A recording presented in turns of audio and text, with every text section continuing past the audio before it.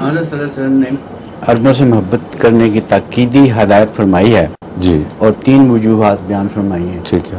ایک تو یہ ہے کہ میں عرب ہوں، دوسرا یہ کہ قرآن شریف عربی میں ہے، اور تیسرا یہ کہ یوم قیامت یا جنت کی زبان عربی ہوگی. ٹھیک.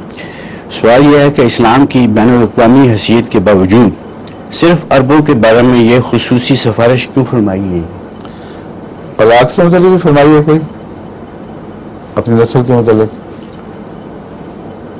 کہ نہیں؟ جی یاد نہیں. آپ سید ہیں کہ نہیں؟ الگ فرض سے. آپ کو عربوں کی بات یاد رہی ہے، سیدوں کی بات نہیں یاد رہی؟ نہیں تو وہ تو ہم روز آپ بھی قیاس کے نیچے آ رہے ہیں، یہ میں بتانا چاہتا ہوں. جو آپ عربوں پہ کر رہے ہیں جی آج جناب بھی اسی اعتراض کی زد میں ہیں. اس میں انصاف کی بحثیں نہیں چل رہی، اس میں انسانی تعلقات کے رشتے اور انسانی فطرت کی باتیں ہو رہی ہیں. ایک انسان اپنے ماں باپ کے بچوں سے پیار کیوں زیادہ کرتا ہے باقیوں کے مقابلے پر؟ کیا وہ غیر منصف ہے؟ بھائی میں انسان کا برابر حق نہیں ہے؟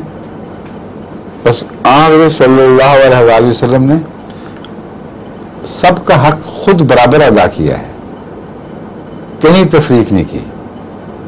یہاں تک کہ آپ نے فرمایا آج آخری خطبے میں عجم اور عرب کے سوال کو اپنے پاؤں تلے کو چل رہا ہوں، کبھی آمدن نہیں اٹھایا جائے گا.